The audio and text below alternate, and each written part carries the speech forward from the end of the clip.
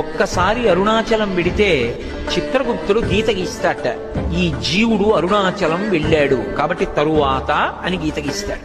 అంటే అరుణాచలం పట్టణంలోకి ప్రవేశించినంత మాత్రం చేత అంత గొప్ప అనుగ్రహంగా ఈశ్వరుడు భావన చేస్తాడు. అటువంటి చోటికి వెళ్ళడం ఆ అరుణాచలానికి అంటే అక్కడ ఉన్న జటాటవీగలజ్జలం ప్రవాహ పావితస్థలే గలేవలంబ్యలంబితాంభుజంగతుంగమాలికామట్టమట్టమట్టమన్నినాదవట్టమర్వయం చకార చండతాండవం తనోతు నః శివ శివం.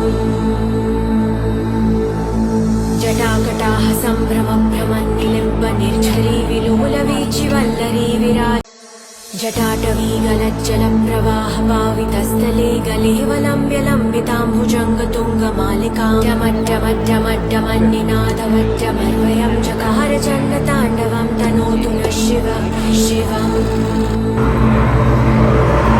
జటాకటాహ సంభ్రమ భ్రమన్నిలింబ నిర్ఝరీ విలోల వీచి వల్లరీ విరాజ జటాటవీగలజ్జలం ప్రవాహ పావితస్థలే గలేవలంబ్యలంబితాంభుజంగతుంగమాలికామట్టమట్టమట్టమన్నినాదవట్టమర్వయం చకార చండతాండవం తనోతు నః శివ శివం.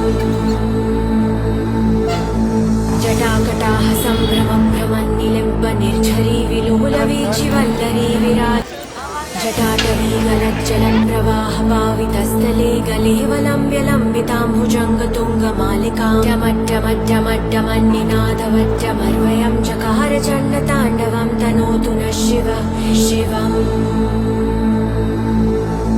జటాకటాహ సంభ్రమ భ్రమన్నిలింబ నిర్ఝరీ విలోల